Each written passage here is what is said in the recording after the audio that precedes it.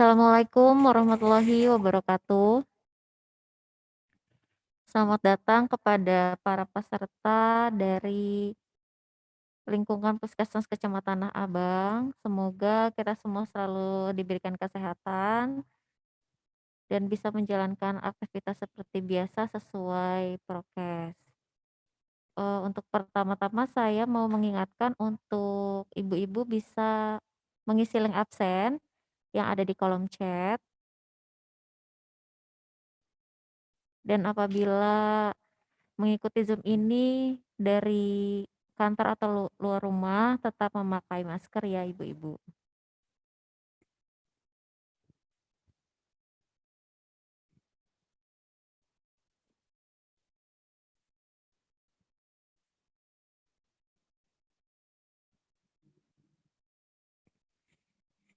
Jika sudah mengisi link absen, acara akan segera kami mulai.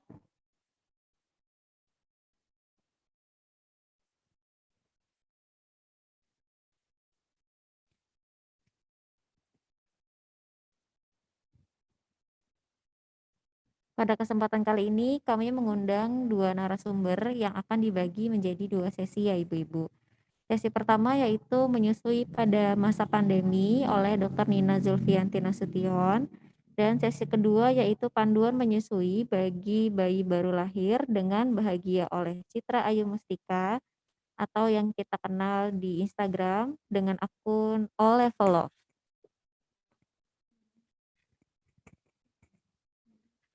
Sesi pertama akan segera kami mulai.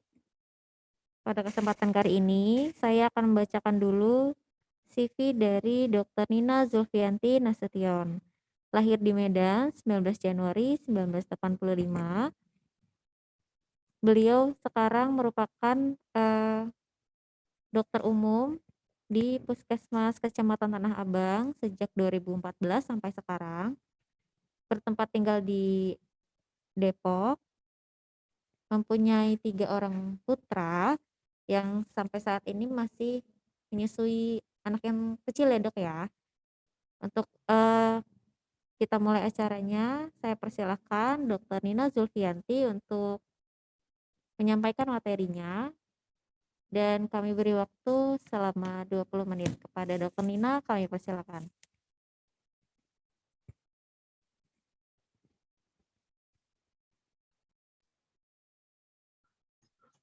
Assalamualaikum warahmatullahi wabarakatuh.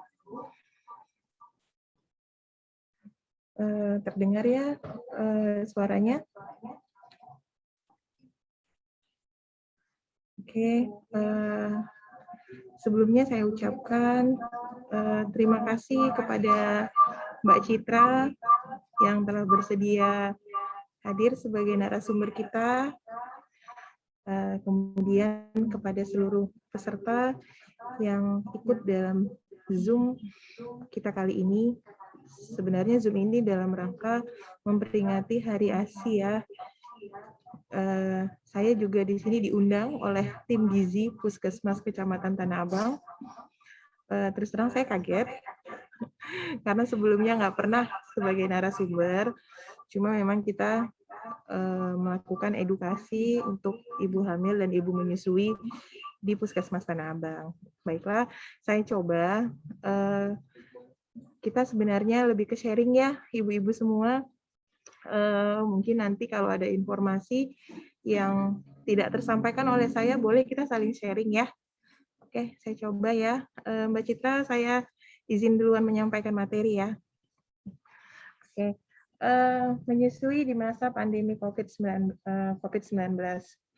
Saya Dr. Nina Zulfianti Nasution dari Puskesmas Kecamatan Tanah Abang. Sebelumnya saya mau memperkenalkan diri. Saya penanggung jawab ruang bersalin di sini dan juga melakukan pelayanan di Poli Kesehatan Ibu dan Anak di Puskesmas Kecamatan Tanah Abang. Saya sudah mulai di sini dari tahun 2014 sampai sekarang. Mungkin udah lama ya, cuma ilmunya kita tetap harus ditambah melalui pelatihan-pelatihan atau materi-materi seperti ini. Kita mulai ya. Slide.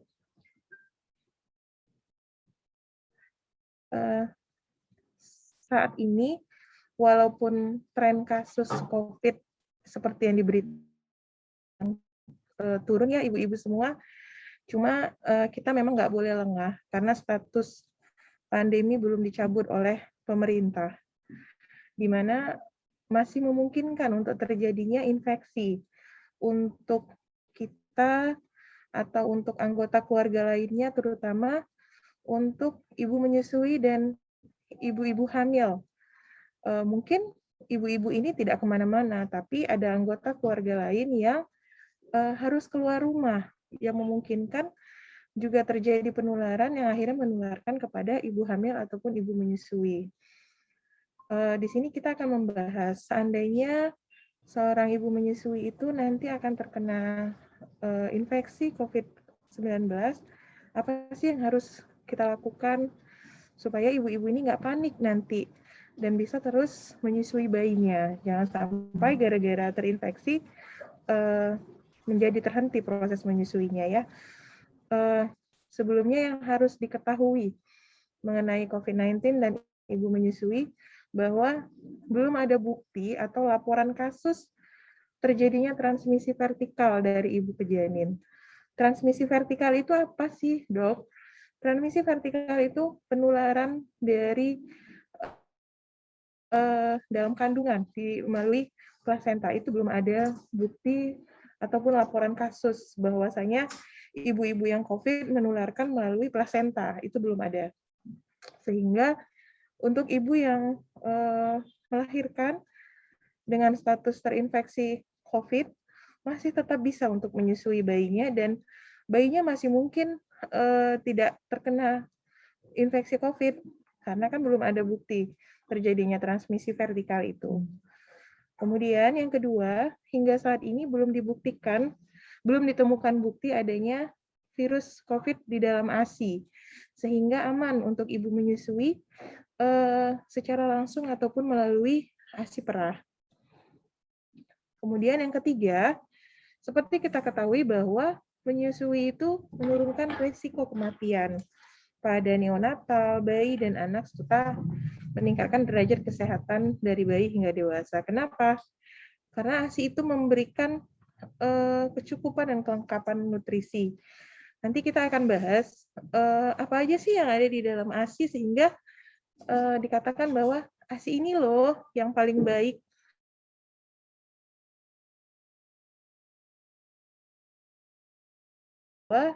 Walaupun terkonfirmasi, walaupun terinfeksi COVID-19 aman untuk ibu menyusui bayinya baik secara langsung ataupun melalui ASI perah.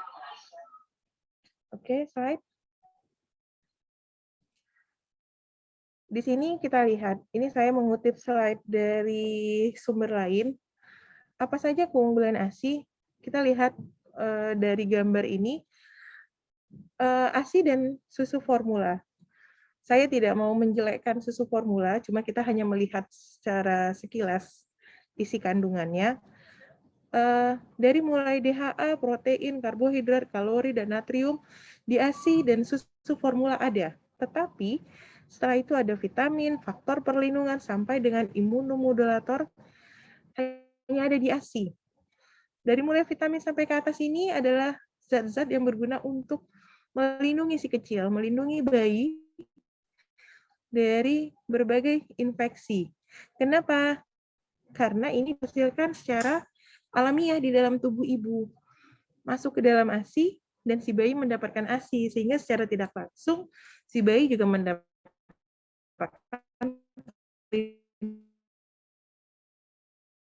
perlindungan tersebut. Sementara di susu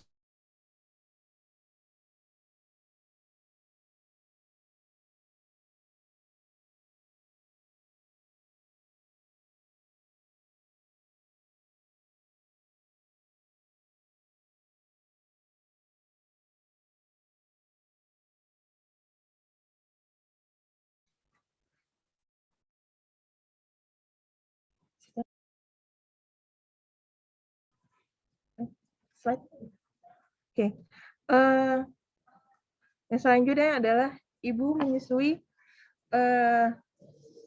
Boleh naik ke atas sekali aja. Oke. Ibu menyusui di masa pandemi. Kita kelompokkan menjadi dua. Ini saya secara skema kita membagi dua. Pada masa pandemi ada ibu menyusui, kemudian sakit, terkonfirmasi COVID, dan ibu sehat. Untuk ibu yang sehat bisa menyusui langsung. Kalau yang ini bisa menyusui langsung nanti dengan cara menerapkan protokol kesehatan. Kemudian untuk yang ibu sakit terkonfirmasi COVID dengan gejala ringan, ibunya bisa langsung menyusui atau menggunakan ASI perah. Kemudian untuk gejala berat yang membutuhkan bisa menggunakan ASI perah. Nanti kita akan bahas di bawah gimana ya dok caranya supaya menghindarkan anak tidak ikutan terinfeksi nantinya. Ya, oke kita lanjut. Silakan slide.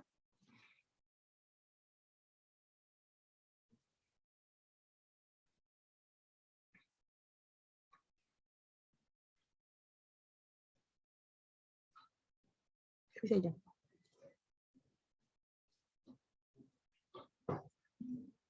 Maaf sebentar ya.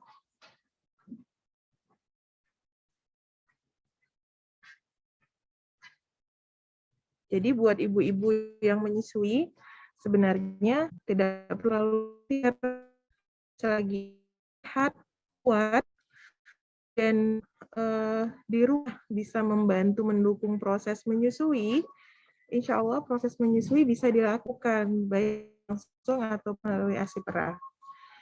Hal yang paling utama kita lakukan jika seorang ibu menyusui nanti terinfeksi adalah tetap gunakan masker medis. Kalau saya tidak menyarankan penggunaan masker kain. Mungkin kalau untuk dilapis boleh, tapi kalau single masker kain sebaiknya tidak, mengingat varian Delta yang sekarang lebih gampang untuk penularannya ya. Jadi ibu harus menggunakan masker medis baik ketika menyusui ataupun memerah ASI. Kemudian lakukan cuci tangan dengan sabun sebelum menyentuh bayi, sebelum kontak dengan bayi ataupun sesudah kontak dengan bayi. Lalu bersihkan permukaan yang biasa disentuh oleh ibu. Misalnya kursi, meja, kasur, bantal yang nantinya ikut untuk proses menyusui si bayi. Jadi dibersihkan, jadi kita memastikan diri kita, tubuh kita, dengan lingkungan kita bersih. Oke, lanjut. Jika konfirmasi COVID, ibu dengan gejala ringan dan dapat menyusui langsung. Yang perlu kita perhatikan, terutama misalnya ada ibu terkonfirmasi COVID, terdiagnosa dari hasil swab-nya bahwa ibu tersebut positif, jika ibunya kuat, misalnya kadang-kadang kalau terkonfirmasi atau sedang sakit itu keluhannya yang banyak demam, batuk, pilek, pusing. Tapi kalau ibunya kuat, keluhannya minimal, ibu bisa menyusui langsung, silahkan. Disusukan langsung bayinya, tapi dengan catatan kalau saya bilang, ibunya harus yakin bahwa ibunya kuat. Jangan sampai ketika menyusui, bayinya jatuh karena ibunya pusing. Ya, jadi dipastikan dulu, mungkin ibu-ibu bisa berkonsultasi dengan bidan ataupun dokter untuk saya menyusui bayi dok, kira-kira saya kuat nggak? Nah, nanti dokter akan menyarankan seperti apa. Ya, kalau kuat silahkan susui bayinya langsung.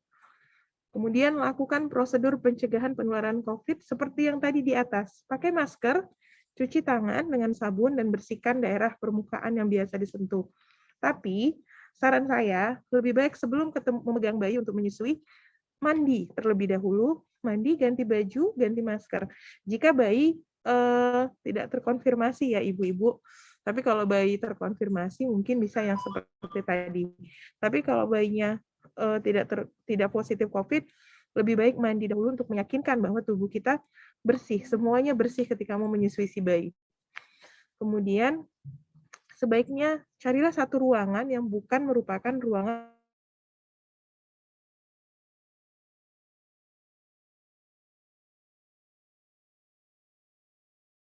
bahwa tempat itu bersih, tidak ada penularan di situ, tidak ada virus yang kemungkinan bisa menginfeksi si bayi.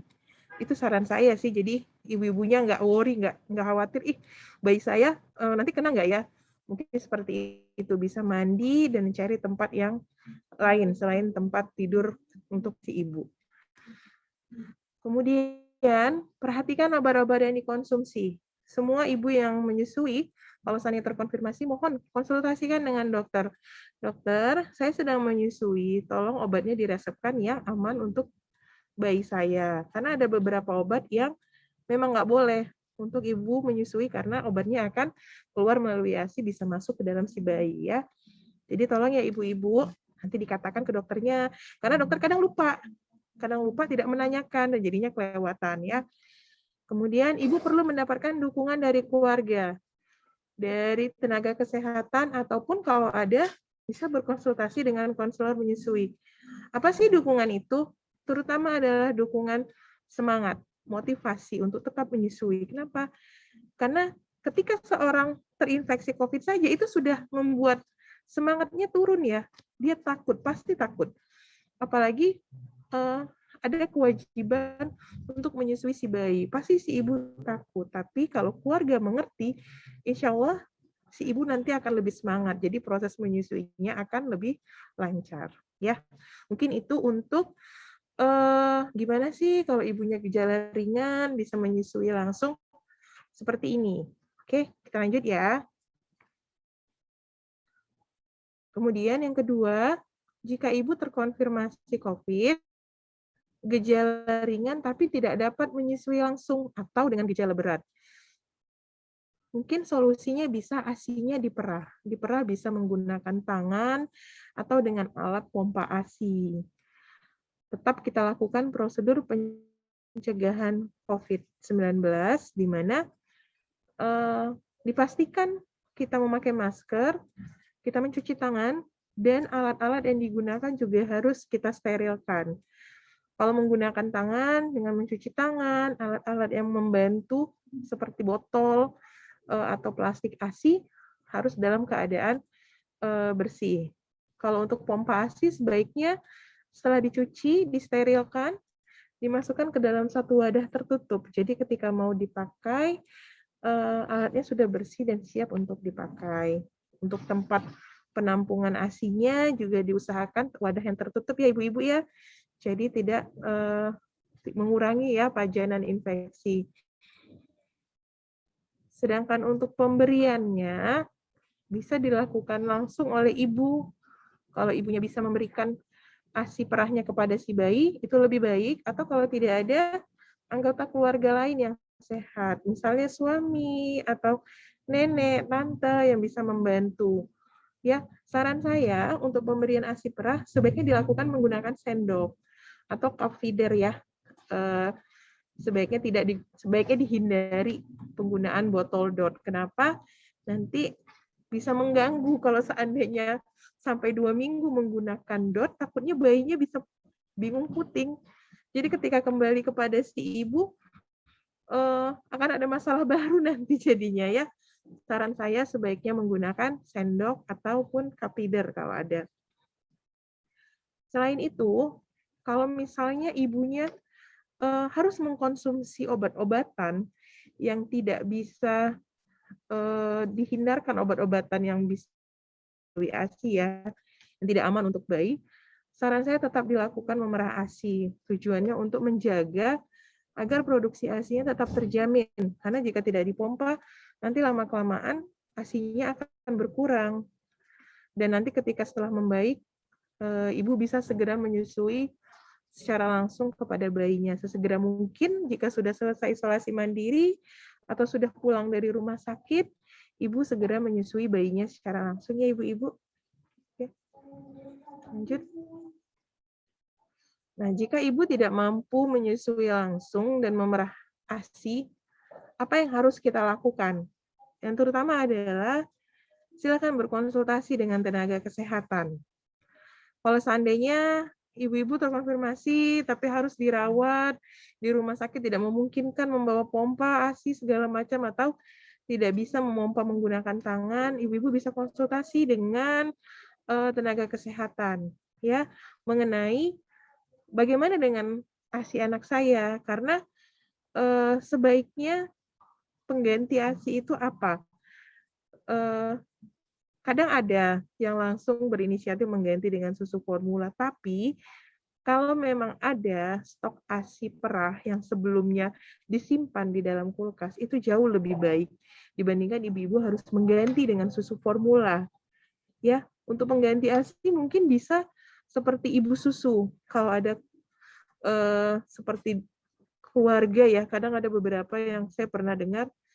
Jadi ibunya sedang sakit, kemudian ada tante atau ini yang anaknya misalnya sama-sama laki-laki, kemudian disusukan. Nah, itu mungkin lebih baik daripada harus mengganti dengan susu formula. Dan kalaupun harus dengan susu formula, sebaiknya dengan petunjuk dari dokter atau tenaga kesehatan lainnya ya, ibu-ibu. Khawatir jika diganti dengan susu formula dan anak alergi, malah nanti kasihan si dedeknya. Ya, makanya di sini saya buat harus berkonsultasi untuk penggantian ASI tersebut. Pengganti ASI atau donor ASI harus dengan anjuran tenaga kesehatan. Oke, lanjut. Oh iya, kemarin ketika mencari bahan, saya searching-searching ini saya ambil dari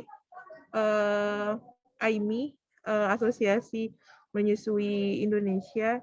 Di sini ada pedoman dari Kemenkes, cuma saya cari software-nya nggak nemu, jadi saya ambil screenshot-annya ya, mohon maaf. Jadi nanti mungkin buat ibu-ibu, sebenarnya yang saya utarakan tadi, yang saya sharing tadi, intinya juga sama seperti yang dikeluarkan oleh Kemenkes ini. Nanti ibu-ibu bisa cari slide.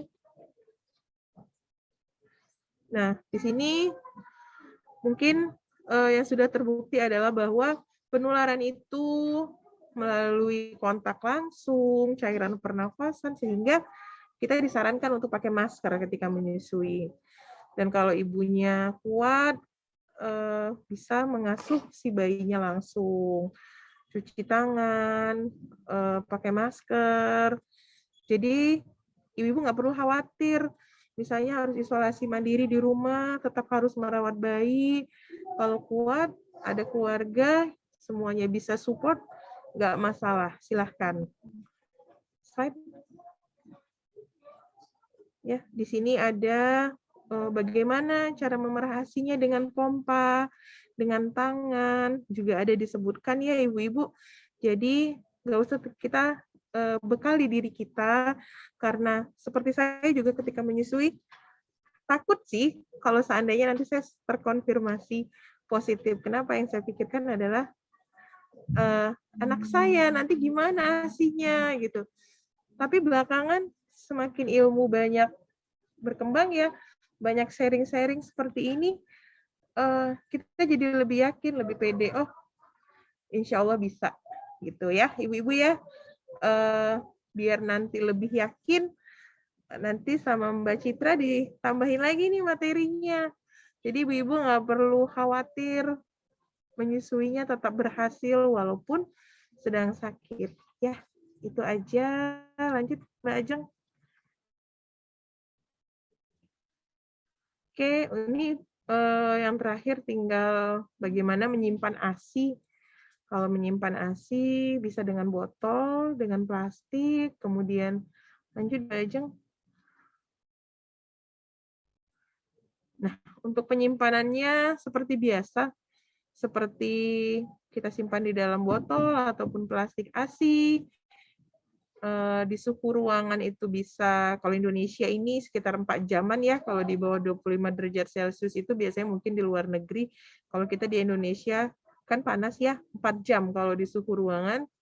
Kalau kita masukkan ke dalam kulkas di bagian bawah tuh yang chiller bisa 2-3 hari. Kalau kita pakai cooler bag itu kayak ibu-ibu yang pergi kerja bawa tentengan menyusui. Nah, itu bisa bertahan 24 jam di dalam itu. Kemudian kalau kita pakai freezer, yang satu pintu biasanya bisa 2 minggu ASINya bertahan. Sedangkan kalau freezer yang kalau yang satu pintu, bisa 2 minggu. Kalau yang 2 pintu bisa bertahan 3-6 bulan. Jadi kalau ibu punya stok ASI, ASInya jangan di stop, kasih stok ASI aja dulu ya. Nanti sudah mulai pemulihan biasanya kalau isoman hari-hari ke-6, 8 kalau gejala sudah membaik, mungkin bisa dilanjut lagi memompanya, memerah ASINya buat stok si dedeknya ya. Jadi nggak usah terlalu khawatir, insya Allah dimudahkan. Yang penting semangat ya. Oke. Itu aja yang bisa saya sampaikan.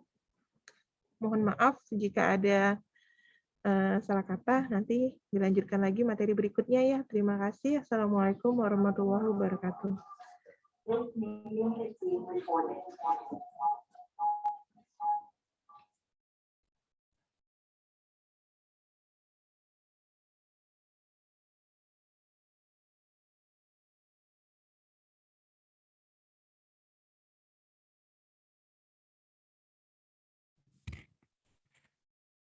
Waalaikumsalam warahmatullahi wabarakatuh. Terima kasih materinya Dokter Nina. Untuk materinya Dokter Nina nanti bisa di-share melalui chat di Zoom ya Ibu, nanti bisa di-download.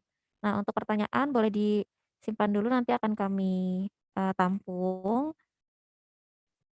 Kami akan lanjut ke sesi yang kedua oleh Mbak Citra Ayu Mustika yang kita kenal dengan akrab dipanggil Mak Aji ya, Mbak Citra. Salam kenal, aku followers baru. Mbak Citra akan menyampaikan panduan menyusui bayi baru lahir dengan bahagia supaya walaupun pandemi ini masih kita alami ya, harus tetap ada kebahagiaan yang bisa kita rasakan walaupun di rumah aja atau bahkan terpaksa harus keluar rumah untuk bekerja. Nah, Mbak Citra akan memandu, mudah-mudahan bisa membangun kebahagiaan kita masing-masing ya Ibu-ibu. Kepada Mak Aji, dipersilahkan Mak Aji. Ya, ini aku minta tolong bisa share screen, boleh Mbak? Iya. Soalnya belum bisa nih. Siap. Sambil nunggu share screen-nya bisa. Selamat siang, Assalamualaikum warahmatullahi wabarakatuh.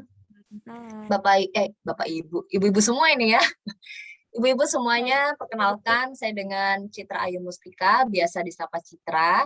Saya mengelola Instagram @alllevelove, Instagram yang memang khusus untuk membahas tentang per-ASEAN ceritanya. Yeah. Kalau boleh, Mbak, aku share screen sendiri boleh nggak? Soalnya nanti ada video yang mau aku tayangin nih. Iya, videonya nggak bisa ditayangin dari sana. Jadi aku dibikin jadi moderator, jadi apa tuh namanya? Jadi host ya. Nah, sebelumnya aku mau mengucapkan terima kasih nih buat Puskesmas Tanah Abang ya, yang Instagramnya centang biru, cie. Dan juga buat Dokter Nina, aduh seneng banget dok, selamat siang, terima kasih untuk undangannya yang diberikan, sehingga pada siang hari ini insya Allah kita bisa berkumpul bersama, ngebahas tentang pernenenan, pertetean ya. Senang banget di sini karena audiensnya cukup banyak yang antusias hadir. Nah, ini aku langsung aja. Tadi yang dimaksud sama Bu Dokter Nina tuh dokumen ini ya. Udah kelihatan belum layarnya? Udah kelihatan belum nih? Kelihatan ya. Nah, nanti dokumen ini bisa diakses, nanti aku share. Jadi ini adalah panduan bagi ibu menyusui yang sedang melakukan isoman. Ini panduan resmi dari Kemenkes dan Germas. Kalau mau googling bisa, judulnya Final Booklet Panduan bagi Ibu Menyusui. Tapi kalau malas googling, tenang aja, udah tersedia. Tinggal ambil. Oke, sekarang aku mau buka PPT aku dulu. Di sini ada yang ibu hamil, boleh share di kolom komen, saya lagi dihamili suami saya. Ada yang pernah, saya udah pernah dihamili, ya mantap. Mana ya tadi PPT-nya, sebentar.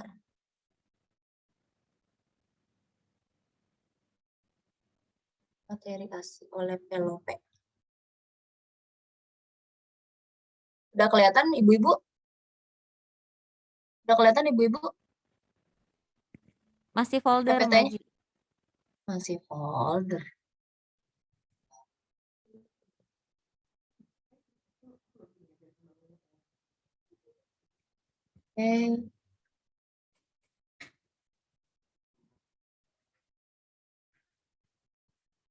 Kalau ini gimana guys? Oke, udah kelihatan. Saya guys.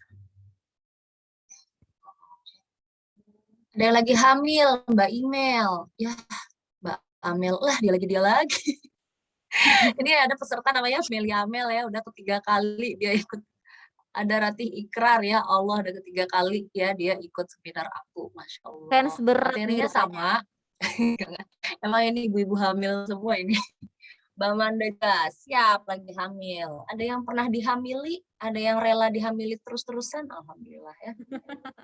Ya, jadi alhamdulillah akibat pergaulan bebas antara suami istri yang sudah halal ya, kita semua berkumpul pada siang hari ini ngebahas tentang menyusui.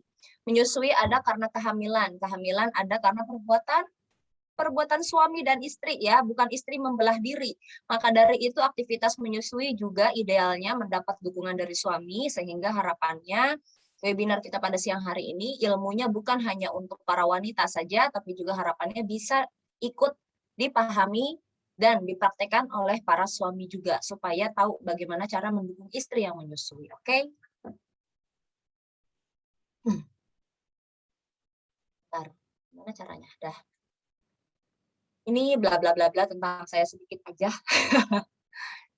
Intinya tahun lalu saya menerbitkan buku judulnya Anti Kendor Menyusui ya. Ketika lebih banyak air mata yang netes daripada ASI yang netes, itu semua pernah kita alami. Buku ini alhamdulillah sudah bestseller.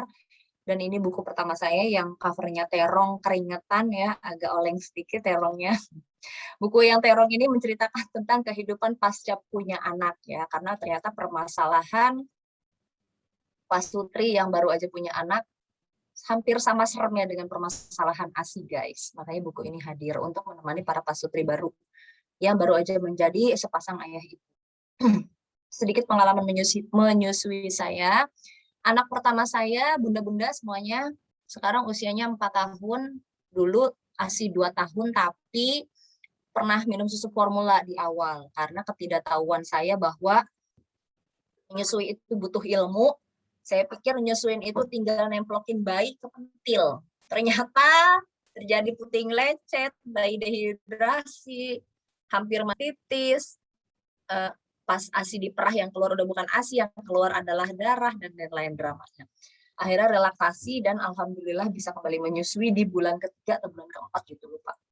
Setelah sebelumnya dibantu susu formula dan botol dot. Nah,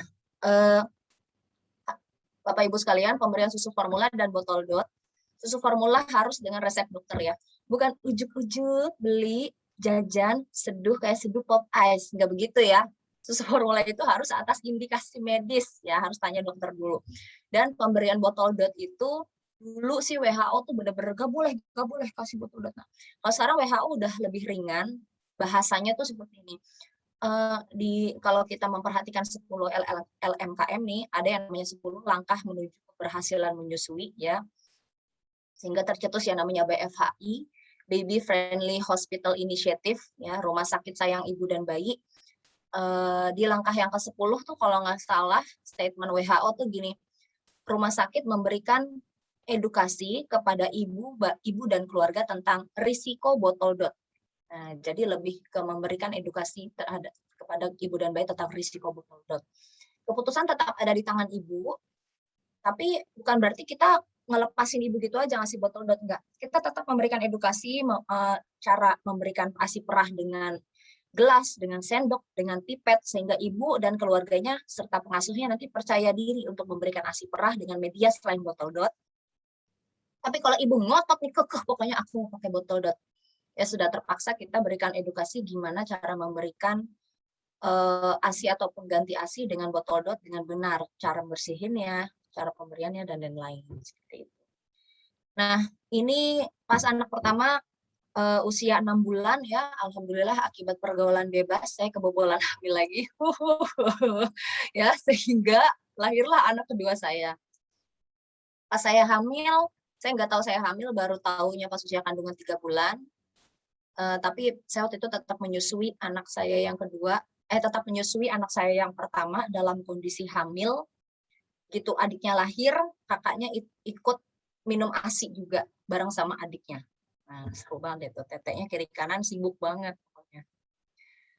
Baik ya.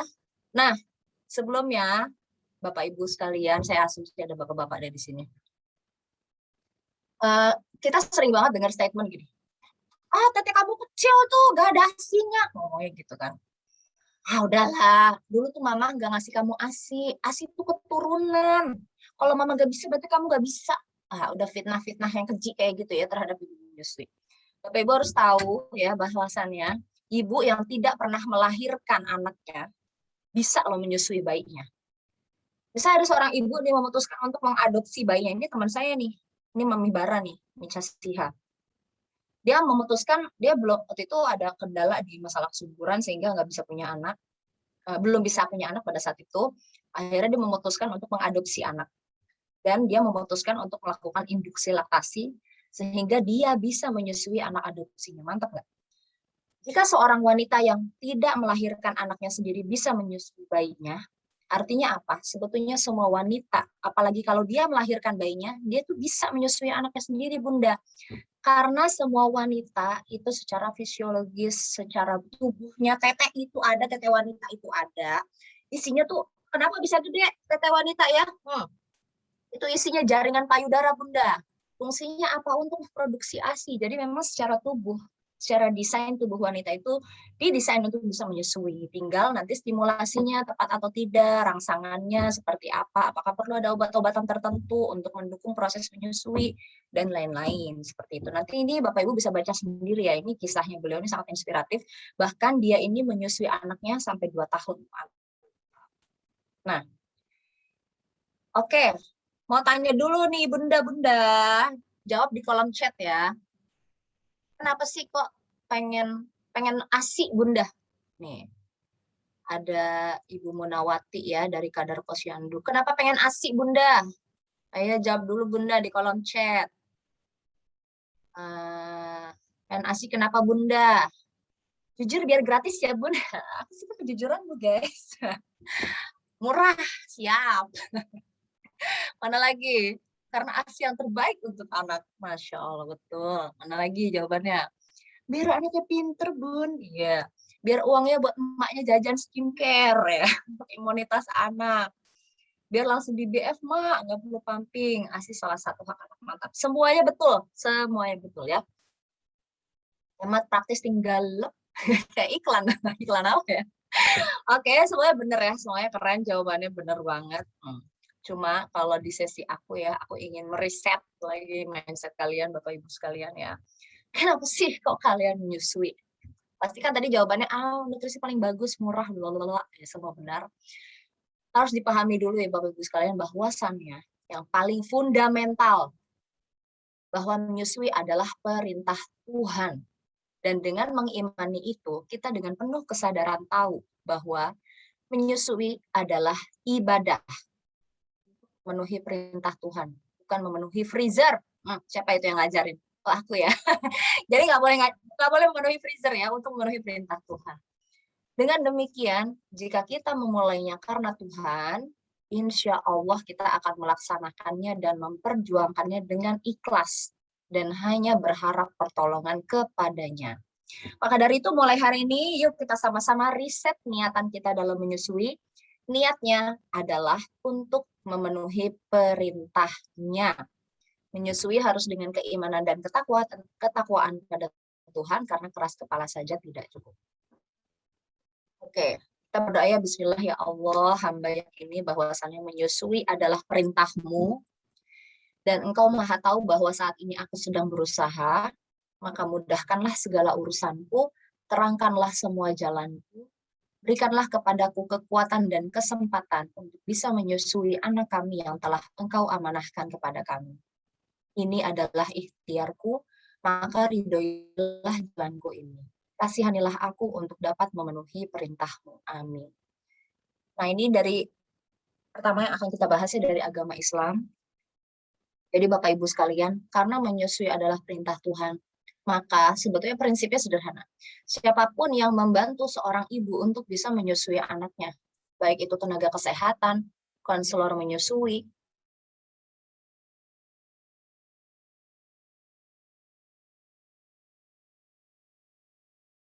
membantu seorang bayi mendapatkan hak menyusuinya, insya Allah itu ada nilai ibadahnya. Insya Allah itu ada nilai amal jariahnya. Apalagi kalau anak itu berhasil disusui, lalu tumbuh jadi anak yang sehat, jadi anak yang kuat, jadi anak yang cerdas. Sepanjang itulah para tenaga kesehatan, para kader posyandu, siapapun yang membantu ibu menyusui mendapatkan pahala menyusui. Masya Allah kan. Nah, Islam adalah agama yang terbanyak yang menyinggung tentang menyusui. Kok bisa sih? Itu gimana caranya, guys? Kok bisa dilingkarin gitu ya? Islam adalah agama yang paling banyak membahas tentang menyusui. Ini ayat-ayat di Quran, ya, Al-Baqarah ayat 233, membahas tentang menyusui 2 tahun, bahkan menyinggung tentang peranan ayah ASI, nanti ibu-ibu bisa baca sendiri. Al-Luqman ayat 14, ya, itu ngebahas tentang apa? Tentang 1000 hari pertama kehidupan, ya. Jadi, WHO itu kan mungkin baru keluar-keluar tentang menyusui tahun berapa sih? Pokoknya di masa modern inilah ya baru ketahuan oleh para peneliti bahwa menyusui itu 2 tahun. Lah, sebelum WHO gembar-gembor berabad yang lalu di Quran udah bilang menyusui itu 2 tahun. Hello, kemana aja kita semua ya? 1. Yang kedua, WHO bilang tentang 1000 hari pertama kehidupan. Yaitu pasti ibu-ibu semua lebih tahu lah. Masa hamil hingga menyapih. Ya, itu kan hitungannya 1000 hari pertama kehidupan. Kalau Islam dalam surat Al-Luqman ayat 14 ya, itu bilang istilahnya itu dengan masa 30 bulan, masa hamil hingga menyapih, yang mana itu adalah sepanjang 30 bulan. Nah, 30 bulan itu setara dengan berapa hari kehidupan? 1000 pertama kehidupan. Jadi sebelum WHO bilang pertama kehidupan, 30 bulan masa hamil hingga menyapih. Ya, jadi sebetulnya kita sudah tahu lebih awal, tapi sayangnya baru populer di masa modern ini setelah penelitian dilakukan. It's okay. Nah, apa namanya? Ada surat Al-Ahqaf, At-Tolak, nanti Bapak Ibu sekalian bisa cek ya surat-surat seperti apa, bahkan gambaran IMD baru lahir langsung disusui itu ada dalam kisahnya Nabi Musa ya, sebelum Nabi Musa dialirkan di Sungai Nil oleh ibunya Yukabad kan ya, karena perintah Allah. Itu kan Nabi Musa disusui dulu sama ibunya. Terus Allah tuh bilang ke Yukabad, kamu jangan takut, bayi kamu, bayi Musa nanti pasti akan tetap mengenalmu. Dan benar aja, gitu Nabi Musa dialirkan ke sungai lalu diselamatkan kan ya di istananya Fir'aun, dia ditawarin, disusuin, mbak yang ini nggak mau, mbak yang ini nggak mau, mbak yang ini nggak mau. Begitu ditawarin ke Yukabat, Nabi Musa yang bayi itu mau disusui oleh Yukabat. Kenapa? Nah, sekarang di masa modern ketahuan nih guys,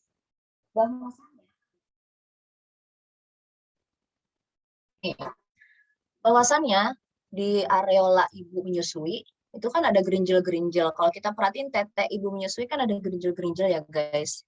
Itu kan namanya kelenjar Montgomery. Itu tuh ngeluarin semacam minyak tambak atau apalah itu yang baunya seperti air ketuban. Yang mana baunya itu familiar dengan si bayi itu jadi familiar karena baunya sama kayak ketuban. Makanya bayi Musa mau menyusu sama Yukabad. Itulah kenapa pada saat IMD bayi juga mudah untuk menemukan puting ibunya, untuk menemukan areola ibunya. Satu, selain karena tadi aromanya seperti aroma amnion. Yang kedua, puting ibu pasti gelap pada area tubuh yang lain, sehingga bayi bisa menemukan warna yang itu. Wanita yang kulitnya hitam banget, kulitnya lebih hitam lagi. Makanya bayinya bisa menemukan puting ibunya pada saat dia lagi IMD seperti itu ya. Jadi Masya Allah ya, semuanya sudah dibahas. Lalu, kalau kalian beragama Katolik atau punya klien yang agamanya Katolik, atau punya klien agama Kristen, Hindu, Buddha, sampaikan ayat ini. Ada loh di Alkitab 1 Petrus 2:2. Ada juga kisah tentang Samuel. Ya. Hindu malah merekomendasikan menyusuinya 1,5 tahun atau 3 oton. Banyak Yahudi menyusuinya 3 tahun. Ada Konghucu belum aku masukinnya, belum update. Nah, jadi intinya Tuhan di agama manapun dalam tanda kutip ya, mau bilang kalau menyusui karena di semua kitab itu disinggung tentang menyusui. Nah, sekarang oke, Mak. Menyusui berarti perintah Allah ya. Tapi gimana nih penerapannya di negara kita nih? Nah, tenang, sudah ada undang-undang, jadi Kemenkes itu concern juga loh terhadap menyusui. Melalui Direktorat Gizi Kemenkes kan beberapa kali aku collab sama Ibu Dian siapa namanya? Dokter Dian, direkturnya dari Gizi Kemenkes kalau nggak salah. Dia tuh bilang undang-undangnya udah ada, terus undang-undang supaya semua peraturan udah ada, ya. Jadi udah ada di Undang-Undang Ketenagakerjaan udah ada ya, pasal 128, bahwasannya selama pemberian ASI, keluarga, pemerintah, dan masyarakat harus mendukung penuh penyediaan waktu dan fasilitas khusus di tempat umum dan sarana umum. Bahkan nih ya, di pasal 200 Undang-Undang Kesehatan dan pasal 201 Undang-Undang Kesehatan, siapapun yang menghalangi ibu memberikan ASI eksklusif untuk anaknya akan didenda. Yang pertama dipenjara maksimal 1 tahun, yang kedua bisa didenda. Nah, jadi ibu-ibu, kalau kalian punya menghalangi kalian pampir saat bekerja, nah kalian tuntut bos kalian sebenarnya. Kira-kira kayak itu lebarannya. Saking sebetulnya ibu menyusui itu dilindungi oleh undang-undang. Dan nanti bisa dibaca sendiri, intinya semua undang-undang, pasal-pasalnya itu sudah lengkap melindungi ibu menyusui. Nah, ini izin saya sampaikan hal yang sangat sensitif, mohon maaf sekali. Ini adalah titipan dari Ibu Dr. Utami Rusli juga ya. Bahwasannya ada kode etik dalam pemasaran susu formula. Jadi hati-hati sekali apabila terdapat pemasaran susu formula sebenarnya seperti ini disponsori oleh susu formula. Itu anggar kode saran anti internasional ASI. Terus misalnya, maaf aku harus sampaikan. Misalnya di Fastkes ada stand susu formula. Nah, itu juga melanggar ya.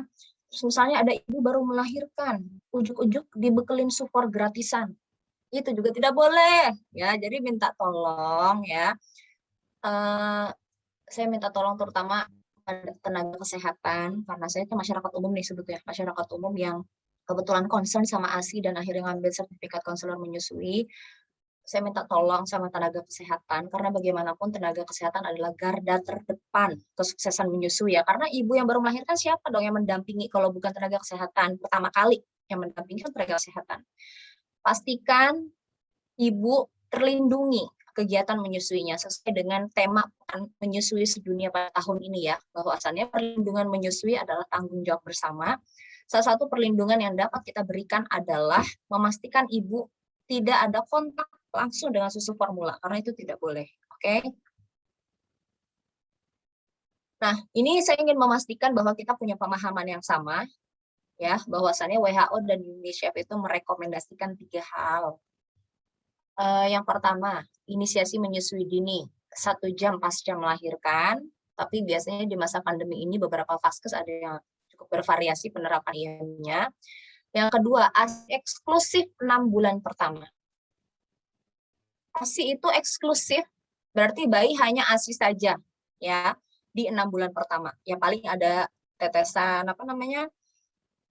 imunisasi kayak gitu-gitu nggak apa-apa, kecuali jangan kopi, dikasih teh, pisang, air tajin, air minum, nah itu udah nggak bisa dibilang ASI eksklusif.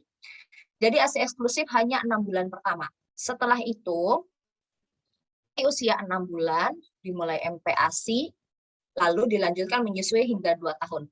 Jadi kalau udah 6 bulan ke atas udah bukan ASI eksklusif ya ibu-ibu ya.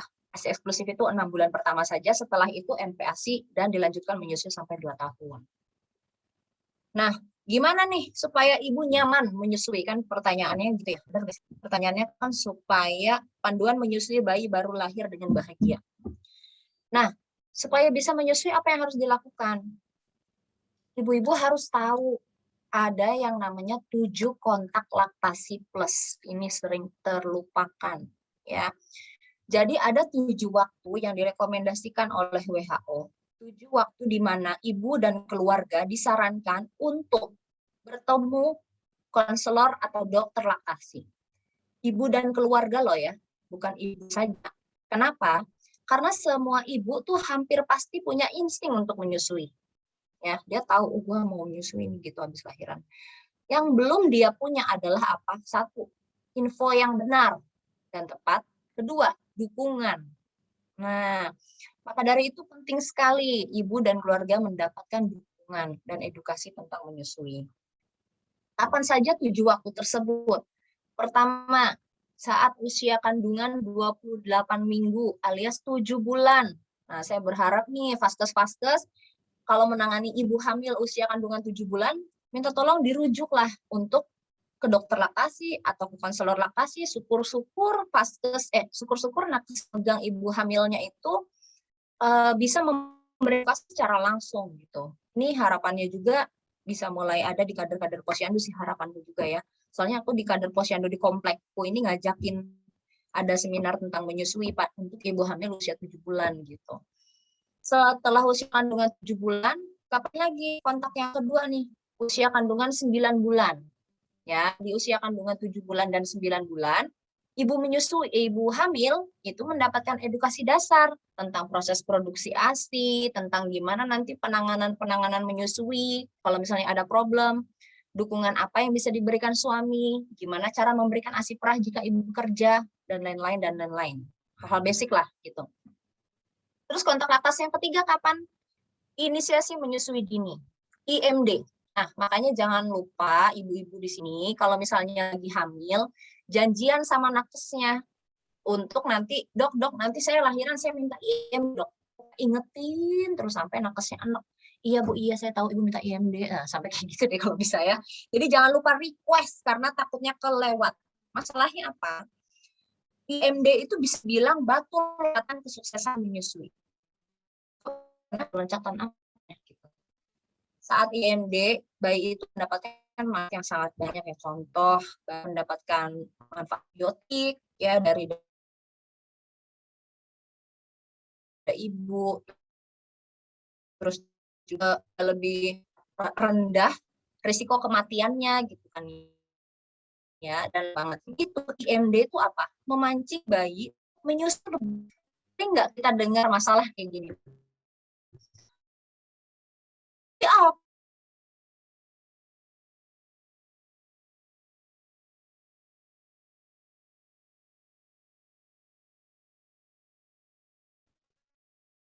hampir pasti bayi yang dalam kutip ya malas nenen pasca melahirkan itu kan, nah, mas kegiatan menyusuinya lancar. Lalu waktu yang kelima di nifas ke-7, waktu yang ke-6 di nifas hari ke-14, waktu yang ke-7 nifas hari ke-39. Lalu plusnya adalah kapanpun ibu dan keluarga membutuhkan info atau dukungan menyusui. Prinsipnya Bu, kalau ibu merasa menyusuinya nggak bisa-bisa, ibu jangan diam di rumah aja. Cari bantuan, baik dari dokter laktasi ataupun konselor laktasi, sampai bisa. Tutup kuping karena seringkali kadang kita mendengar hoaks-hoaks yang tidak perlu. Contoh ya, udah bayi kamu nangis terus tuh, ASI-nya kurang, ASI-nya nggak ada. Jangan percaya, karena sebetulnya ASI ibu ada. Hanya saja yang kita butuhkan adalah dukungan dan bantuan teknik menyusui yang tepat itu seperti apa. Nah, siapa yang bisa membantu memastikan teknik menyusui sudah tepat? Ya dokter atau konselor laktasi, kira-kira kayak gitu. Nah, tadi manfaat ASI sudah disampaikan oleh Dokter Nina ya, itu luar biasa banget. Sedikit menambahkan ya, ibu-ibu sekalian, sebagaimana kita tahu, leukemia alias kanker darah masih menjadi penyebab kematian tertinggi anak-anak di Indonesia. Tolong dikoreksi jika saya salah ya, tapi setahu saya leukemia masih jadi ranking pertama penyebab kematian tertinggi. Nah, leukemia pada anak itu sebetulnya risikonya bisa turun sangat banyak, lupa berapa persennya ya, jika bayi tersebut disusui. Karena kenapa? Pada ASI, Bapak Ibu sekalian ya, yang nggak ada di susu manapun, pada ASI ada yang disebut dengan HAMLET, Human Alpha-Bumin Mediated Tumor Cells. Artinya apa? Di ASI ada anti tumor. Wah, mantap ya. Jadi ASI itu mampu membunuh sel yang jahat tanpa merusak sel yang baik di tubuh si bayi. Dan sekarang ASI itu lagi diteliti kemungkinannya untuk menjadi obat kanker. Makanya nggak main-main, ibu-ibu ya, ini masalah ASI itu. Udah masalah, jujur ya, masalah hidup mati si anak nih masalahnya. Nah, terus pada ASI juga terdapat stem cells. Stem cells itu sel hidup loh, yang nggak ada di susu lain. Apa manfaat stem cells? Pada saat dikonsumsi oleh si bayi, ya lalu masuk ke perut bayi, ke pencernaan bayi, lalu beredar ke seluruh tubuh bayi, nyampe ke otak, menyempurnakan sel-sel otak, nyampe ke jantung, bahkan di beberapa kasus bocor jantung bisa menutup bocor jantungnya itu, si ASI-nya itu di beberapa kasus loh ya, kasus-kasus tertentu. Terus di organ tubuh tertentu menghasilkan insulin. Jadi prinsipnya stem cells itu adalah menyempurnakan fungsi organ tubuh si bayi tersebut. Mantep banget ya. Lalu ada manfaat non nutrisinya juga nih. Menyusui loh ya, bukan memberikan ASI dengan botol dot atau dengan gelas, tapi menyusui nih, seperti ini menyusui itu ya. Memenuhi kebutuhan dasar psikososial anak. Ya, apa tuh hubungannya menyusui? Jadi pada saat bayi usia 0 sampai 2 tahun, jadi ada teori perkembangan manusia dari Erik Erikson, teori psikososial, yang menjelaskan bahwasannya terdapat 8 tahap perkembangan manusia. Perkembangan yang pertama terjadi di usia 0 sampai 2 tahun. Apa yang terjadi di usia 0 sampai 2 tahun? Yang terjadi di usia itu adalah bayi sedang dalam fase membangun trust versus mistrust.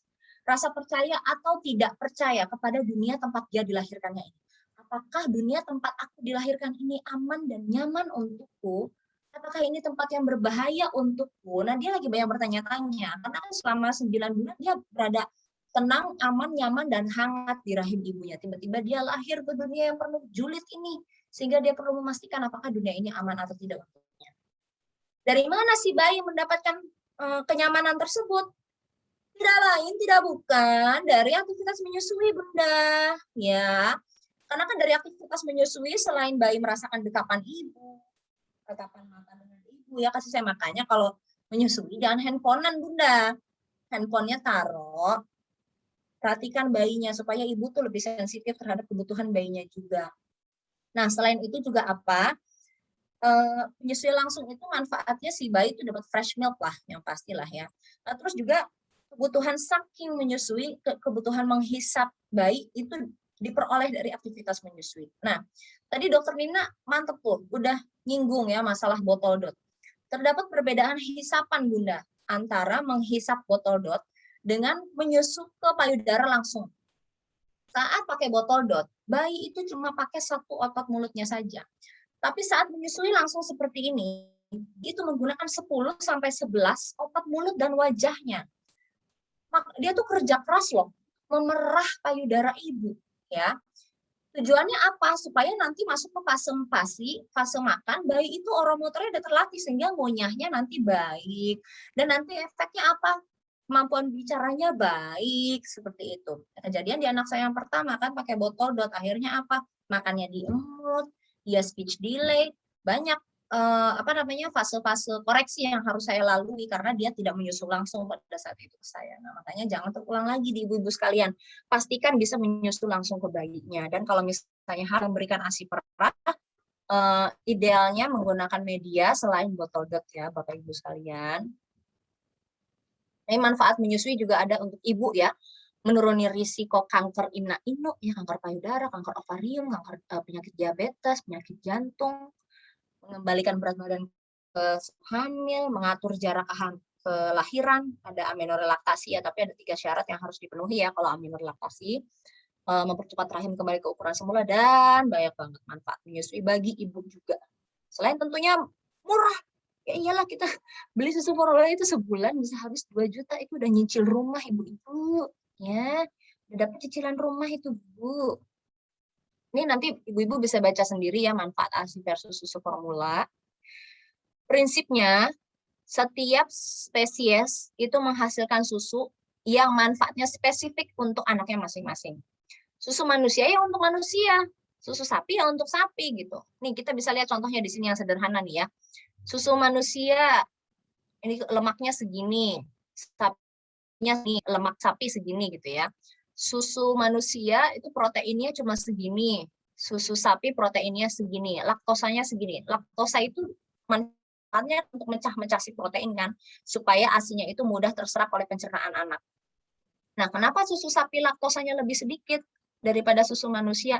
Ya karena perut sapi itu kan ada 4 bilik ya kalau nggak salah. 4 bilik lah, pokoknya ada pintu satu untuk ngapain, masuk lagi pintu ini, masuk lagi bilik perut yang ini, ada 4 bilik Bunda.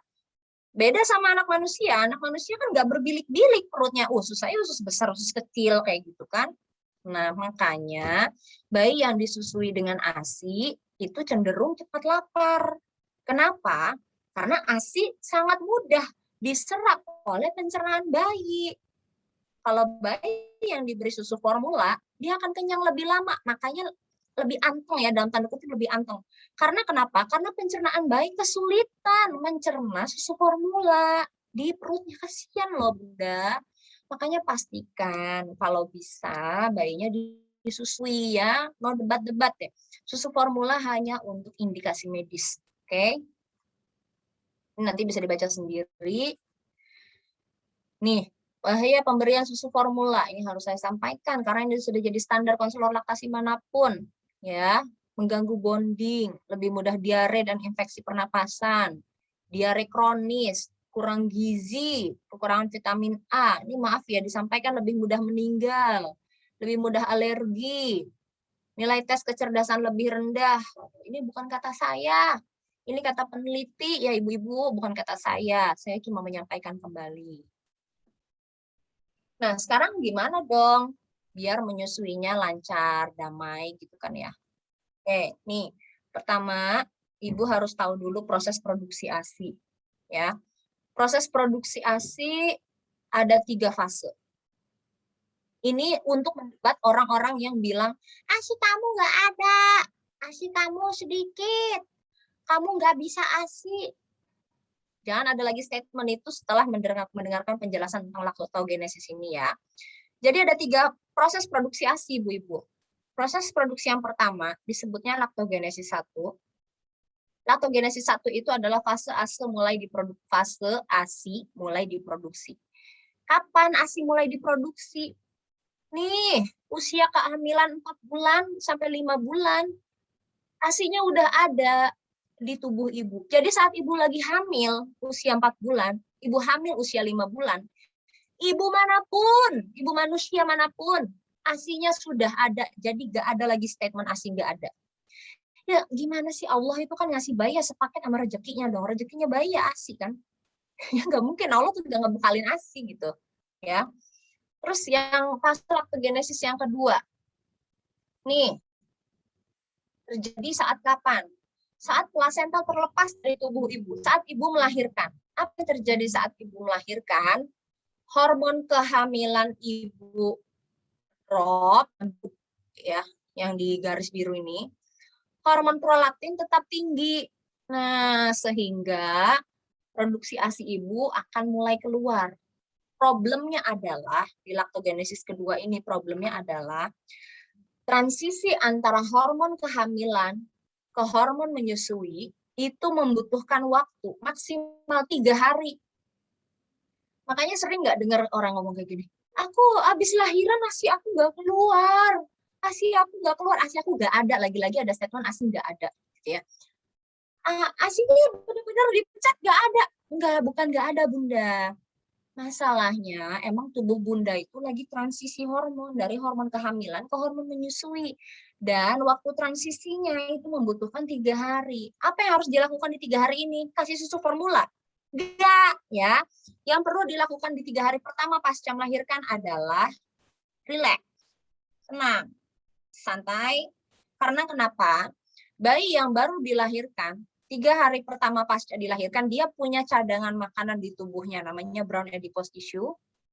Jadi kalau tuh ibu butuh transisi waktu 3 hari hormonnya, bayi punya cadangan makanan 3 hari, klop, sehingga tidak perlu diberikan susu formula. Nah, tapi apa dengan demikian? Ibu santai aja, nggak usah disusuin lah, kan aku ada cadangan, anak aku punya cadangan makanan, jadi aku nggak usah nyusuin. Enggak. Yang perlu dilakukan di 3 hari pertama pasca melahirkan adalah apa? IMD, yang tadi aku bilang ya, pertama IMD, ya. Tujuannya apa? Supaya merangsang produksi ASI ibu cepat keluar ya dengan segala manfaat IMD. Silakan googling aja manfaat IMD itu apa. Yang kedua selain IMD apa? Skin to skin sesering mungkin. Makanya pastikan ibu dan bayi berada dalam satu ruangan yang sama, rooming in. Kalau sudah dalam satu ruangan yang sama, bukan berarti bayi tidur di sana, ibu tidur di sini. Bayi dan ibu bedding in, berada dalam satu kamar yang berada dalam satu kasur yang sama, seperti ini. Nah, baru susui bayi sesering mungkin. Seberapa sering pertanyaannya kan ya? Idealnya per 2 jam, 3 jam, atau kapanpun bayi menginginkan menyusui. Karena biasanya gini, bayi itu dari pagi sampai menjelang asar dia banyak tidur. Nanti dia pas asar sampai ke subuh, dia bangun aktif nenen. Nah, ada juga bayi yang dikit-dikit bangun nenen, dikit-dikit bangun nenen. Mana aja, pokoknya pastikan aja bayi susui. Lalu perhatikan tanda kecukupan ASI-nya. Nanti akan dijelaskan tanda kecukupan ASI. Nah, barulah Bunda 3 hari pasca melahirkan masuk ke fase laktogenesis ketiga. Inilah yang disebut, yang orang suka bilang produksi ASI itu berdasarkan supply and demand. Nah, baru berlaku tuh di laktogenesis ketiga. Semakin sering bayi disusui, ASI-nya semakin cukup ya. Semakin sering ASI-nya dikeluarkan, bisa semakin banyak malahan. Seperti itu Bunda. Jadi tolong dengan memahami proses produksi ASI ini, kita akan kembali percaya diri, oh iya ASI-nya sudah ada nih pas aku hamil. Tinggal gimana caranya bisa keluar dengan lancar pada saat nanti sudah melahirkan. Kira-kira begitu ya. Oke. Ini nanti bisa dibaca sendiri, aku udah bikin banyak sekali ya. Ya. Jadi ada yang namanya tanda kecukupan ASI ya ibu-ibu. Kan tadi Mak bilang nih 3 hari pertama pasca melahirkan harus susui bayi. Dari mana kita tahu bayi kita nenen? Dari mana kita tahu bayi kita dapat ASI yang cukup? Soalnya kan nggak bisa terukur kayak pakai botol dot. Alasannya pakai botol dot. Jangan ya. Ada tanda kecukupan ASI bagi bayi ASI eksklusif ya. Ini bisa dibaca sendiri, tapi aku hanya bacakan di 3 hari pertama pasca melahirkan aja. Di hari pertama pasca dilahirkan, begitu udah disusui bayinya, mekonium yang warna hitam. Ya. ASI yang baru yang di awal itu kan namanya kolostrum. Warnanya kan kekuningan. ASI kolostrum itu dia itu sifatnya laksatif, bikin bayi mules. Tujuannya apa? Ya untuk memastikan mekoniumnya cepat keluar sehingga bayi terhindar dari itu namanya istilah medisnya ya. Pokoknya jadi lebih cepat sehat lah, terhindar dari apa sih lupa istilah medisnya. Jadi kalau mekonium intinya pencernaan bayi lebih sehat gitu. Nah, biasanya di hari pasca dilahirkan berat badan masih turun, nggak apa-apa. Nanti di hari kedua dicek lagi Bunda, bayi pipisnya minimal 2 kali dan warna EE-nya minimal warna kehijauan. 1 kali dia EE ya, tapi warnanya udah kehijauan. Biasanya di sini berat badan bayi juga masih turun. Nanti bayi usia 3 hari ya, dia pipis minimal 3 kali, EE-nya minimal 1 kali tapi warnanya udah keemasan. Wah, berarti di situ bayi mendapatkan ASI yang cukup dan biasanya berat badan bayi mulai naik. Kalau zaman dulu banget target kenaikan berat badan bayi itu kan 2 minggu pasca melahirkan udah balik ke berat semula. Tapi sekarang karena ada fasilitas bedding in, rooming in, IMD, biasanya ditargetkan seminggu pasca dilahirkan berat badan bayi itu udah balik ke berat awal biasanya kayak gitu. Nah pastikan di 3 hari ini kalian memastikan kalau tanda cukupan ASI-nya itu terpenuhi. Oke, nanti ini bisa dibaca sendiri. Nah, nanti ada sedikit problem nih Bu-ibu ya. Bayi nenek nggak kenyang-kenyang. Biasanya begitu udah pulang di rumah sakit kita masih percaya diri kan nih Bunda, masih ada suster, dok, kita. Begitu udah pulang ke rumah, mulai deh tuh ya kembali ke ke kenyataan. Bayi nenek nggak kenyang-kenyang ya, di nenek geleng-geleng mulu, kentil ibu mulai berdarah. Nah, pastikan posisi dan pelekatan menyusui sudah tepat. Kalau untuk posisi, ya seperti ini ya Bu, mau saya tunjukkan sedikit. Posisi yang benar, biasanya, ibu itu kan biasanya punya kebiasaan membedong bayi. Jangan lupa kalau bedong bayi itu tujuannya hanya untuk menghangatkan bayi, bukan supaya kaki bayi lurus, bukan. Ya, jadi saking pengen kaki bayi lurus tuh di bedongnya kenceng banget. Efeknya apa? Kalau di bedongnya kenceng, bayi kesulitan menyusu loh. Ya, karena dia nggak nyaman, terlalu ketat gitu, sehingga dia kesulitan mencari posisi yang tepat untuk menyusui. Sementara saat menyusui diharapkan posisi dia seperti ini, badannya berada dalam satu garis lurus ya. Satu tangan di atas, satu tangan di bawah. Kalau bayi kayak gini, tangannya ketemu di atas kayak gini, ketemu nih tangannya, terus kepala bayi nengok, ini salah. Nah, ini gambarannya contoh, kita minum, kepala kita nengok, terus kita minum gini, enak nggak lehernya, minumnya? Nggak enak kan? Nah, bayi pun sama seperti itu. Jadi dia harus berada dalam satu garis lurus, baru enak minumnya. Bayi pun seperti itu ya. Satu tangan di atas, satu tangan di bawah, badan berada dalam satu garis lurus, baru dia enak untuk nenen. Lalu hidungnya didekatkan ke puting ibu, hidung bayi didekatkan ke puting. Jadi putingnya bukan ke mulut bayi, putingnya didekatkan ke mulut bayi. Tujuannya apa? Bayi nanti akan merespon mangap, sehingga rumus amubida itu diharapkan bisa terpenuhi. Jadi mulutnya masuk, mulutnya terbuka lebar, masuk ke areola ibu, dagunya kena ke payudara ibu, dia bisa menyusui, kira-kira kayak gitu. Nah, di sini saya punya gambaran video, ada video baru nih. Ini gimana sih caranya? Sebentar ya.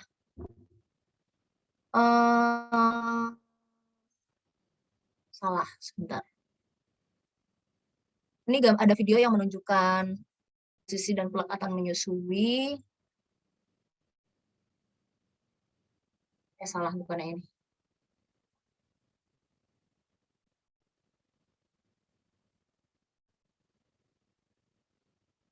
Kelihatan nggak ini videonya? Kayaknya nggak kelihatan.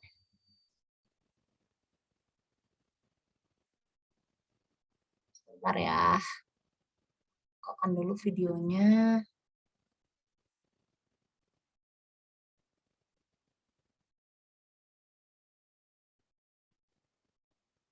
Bentar ya, lagi buka video dulu.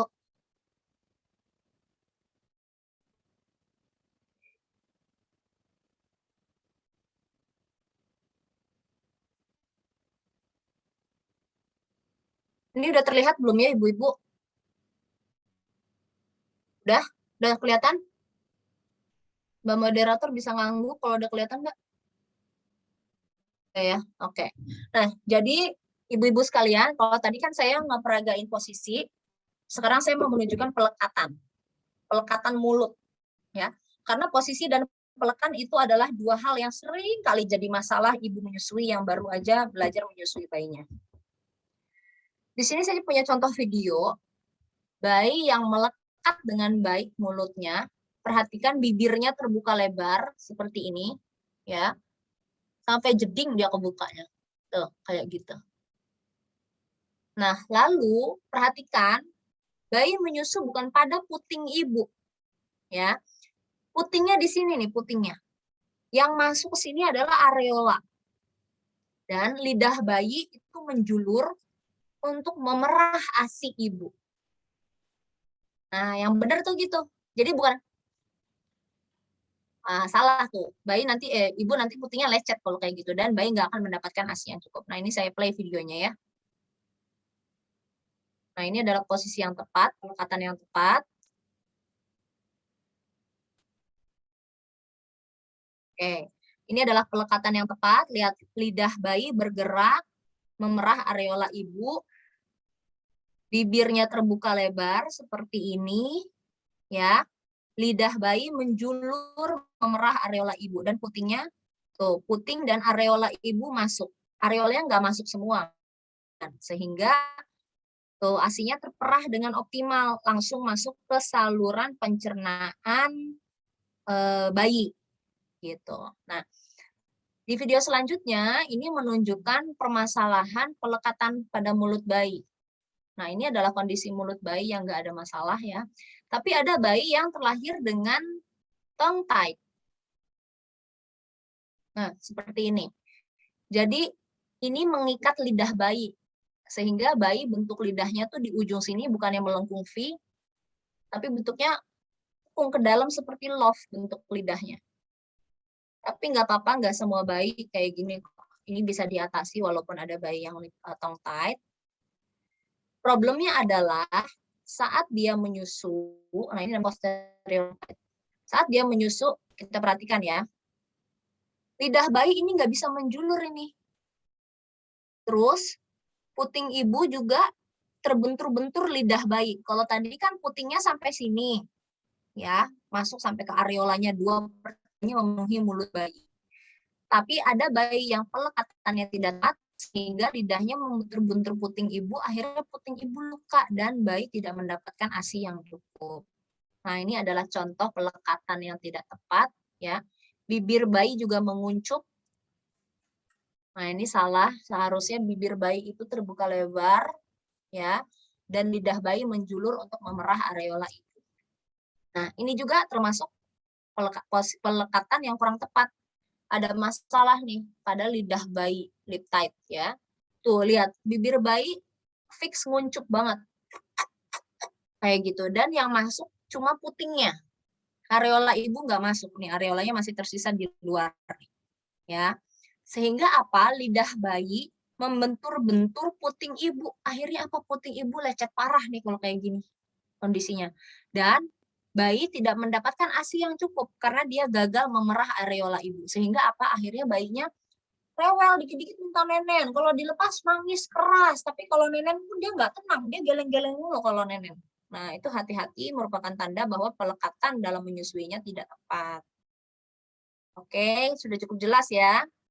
Nah, maka dari itu pastikan pada saat kita mendampingi ibu menyusui atau di sini ada ibu yang akan menyusui, pastikan posisi dan pelekatan menyusuinya sudah tepat. Oke, kita balik lagi ke sini sedikit. Ini karena materi kita adalah untuk ibu baru ya, jadi aku juga batasi aja, nanti bisa dibaca sendiri. Oh ya, ini ada panduan menyusui saat pandemi, tadi Dokter Nina udah menyampaikan, jadi aku nggak usah nyampein lagi, aku skip aja. Dan ini adalah beberapa permasalahan menyusui pada saat baru melahirkan, ya. Jadi bukan ASI tidak ada, kan? Tapi biasanya karena kurang atau salah informasi, oke? Sehingga akhirnya ibu belum diberi kesempatan untuk belajar menyusui, udah ditekan oleh keluarganya untuk susu formula. Sehingga kepercayaan diri ibu terganggu dan akhirnya dia bisa kalah loh, apalagi kalau yang ngasih tahu mertua. Mohon maaf nih, udah ya. Seringkali banyak banget kasus di lapangan yang membuat ibu gagal menyusui adalah bisikan mertuanya. Kalau sama orang tuanya sendiri kan dia bisa ngelawan, gak mau mama, pokoknya aku mau ASI. Tapi begitu yang ngasih tahu dia mertuanya, aduh, mau ngelawan juga nanti gimana, dicop jadi menantu kan gitu kan ya. Akhirnya ibu tertekan tuh dia menahan amarahnya. Nah, disinilah peran suami. Makanya tadi saya sampaikan di awal bahwasannya menyusui nggak bisa sendirian, harus ada peran suami di situ. Lalu ada masalah puting lecet dan ini ada solusinya, bisa dibaca nanti.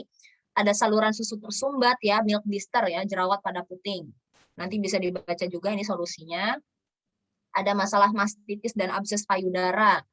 Bisa dibaca juga di sini solusinya. Lalu ada persepsi ketidakcukupan ASI. Bisa dibaca solusinya dan nanti untuk ibu pekerja juga bisa dibaca solusinya.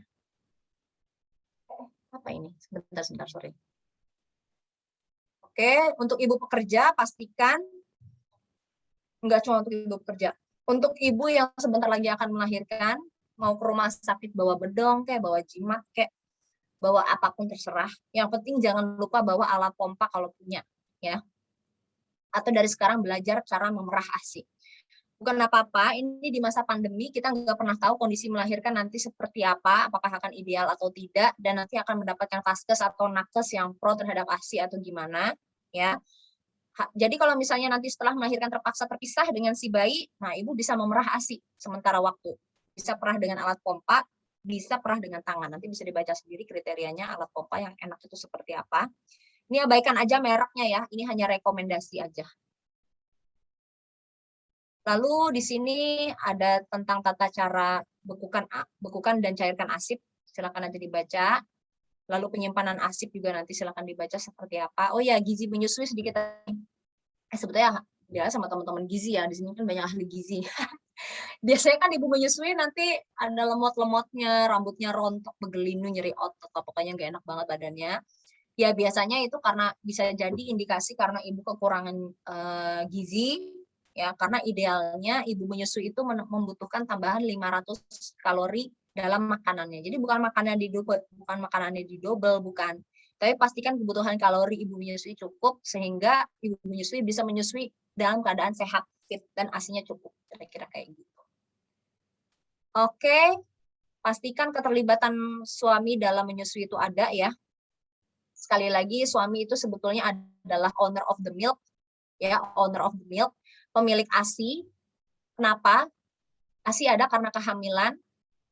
Kehamilan ada karena perbuatan Pak RT, kan bukan ya? Kehamilan ada karena perbuatan suami masing-masing. Sehingga suami itu punya kepemilikan dari ASI itu. Lalu pertanyaannya, siapa dalam keluarga yang paling bertanggung jawab menafkahi keluarga? Suami, kan?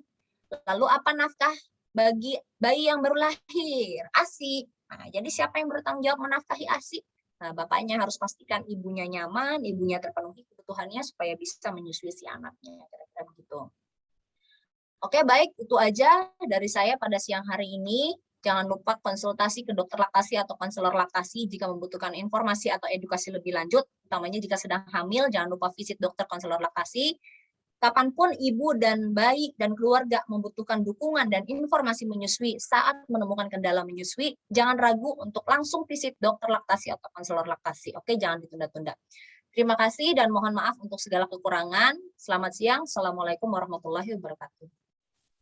Waalaikumsalam warahmatullahi wabarakatuh. Seru banget, Mak. Ini Udah ya, biasanya panjang kan banget, sorry. kalau nakes ya ikut webinar tuh serius. Ini baru ini tepat mengundang Mak Aji di Pekan Menyusui tahun ini. Sumpah seru banget, Mak. Makasih. Ibu-ibu diingetin lagi ya, boleh absen di link yang sudah kami share di kolom chat. Nah, ini selanjutnya ada sesi pertanyaan. Di kolom chat udah kami rangkum. Yang pertama ada pertanyaan mengenai vaksin ibu menyusui, gimana Dok sekarang Dok? Karena kan udah mulai di-share juga sama Dinas Kesehatan bahwa ibu yang menyusui sudah boleh vaksin. Nah, untuk jelasnya gimana ini Dok? Silakan Dokter Nina. Ya, untuk menanggapi pertanyaan vaksin pada ibu menyusui, sampai saat ini bahwa vaksin pada ibu menyusui masih aman ya ibu-ibu, tidak ada masalah karena vaksin yang ada di Indonesia saat ini kan itu jenis virus yang dilemahkan ataupun yang mRNA, di mana virus itu tidak akan bereplikasi, tidak akan bertambah banyak di tubuh kita. Tapi virus itu sudah dimodifikasi bagaimana caranya untuk menumbuhkan kekebalan di dalam tubuh kita. Jadi ibu-ibu kan takutnya nanti ada virusnya nih masuk nih ke ASI bisa ke bayi. Enggak seperti itu ya. Kalaupun ada itu paling hanya untuk membuat suatu vaksin itu kan ada protein, ada zat-zat lain yang dibutuhkan. Nah, protein itu mungkin dalam jumlah sedikit dan masih bisa lah ditoleransi oleh tubuh bayi, walaupun itu akan lewat untuk si bayi. Tapi yang perlu digarisbawahi bahwa antibodi yang muncul ketika sudah divaksin, maksudnya antibodi zat kekebalan untuk melawan si virus COVID itu bisa keluar melalui ASI sehingga si bayi juga mendapatkan zat kekebalan itu. Jadi untuk ibu-ibu yang menyusui nggak perlu takut, malahan kita beruntung karena si bayi itu juga akan mendapatkan zat kekebalan itu melalui ASI yang diberikan kepada yang diberikan dari ibu untuk si bayi ya. Jadi nggak perlu ragu ya ibu-ibu. Malahan sekarang di Jakarta untuk ibu-ibu kemarin sempat ada sounding bahwa bisa mendapatkan Moderna, tapi mungkin belum ya. belum diterapkan. Cuma kemarin flyer yang saya lihat dari Dinkes seperti itu. Sangat bagus. Lebih baik kalau seandainya mendapatkan Moderna. Tapi kalau enggak pun Sinovac ya sudah alhamdulillah. Yang penting sudah divaksin ya. Jadi nggak usah ragu ya ibu-ibu ya. Itu aja.